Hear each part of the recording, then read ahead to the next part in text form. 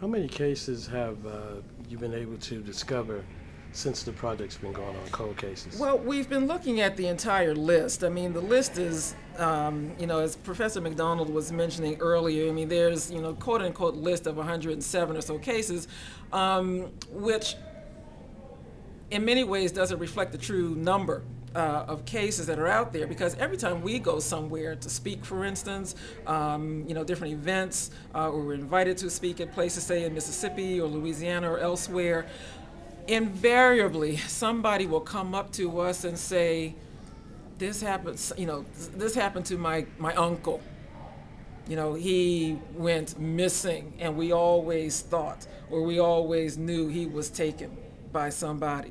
So the number is actually hard to put in terms of, a finite number, but we are actively working on, some, 20 or more cases, even as we're looking at others to see, whether anything, has been done or could be done on those.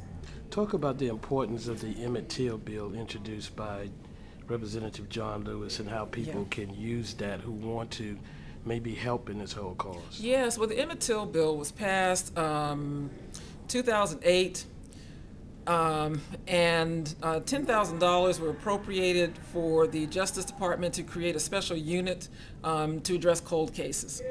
There was another, I think it was $3 million, I hope I said million, $1 million, which was appropriated for community organizations to do work in their communities to try to address, these concerns and raise awareness within their communities. So the ways that it can help is to say, what's being done with the money?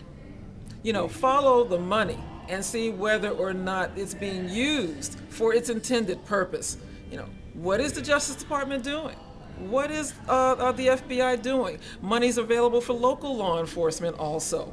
They are supposed to collaborate on certain cases. So we would want to know, is that money being used effectively? And that's where the citizens have a role in demanding that they be held accountable for that. Because, that's our money that is supposed to be used for this purpose. I mean, that's taxpayer money.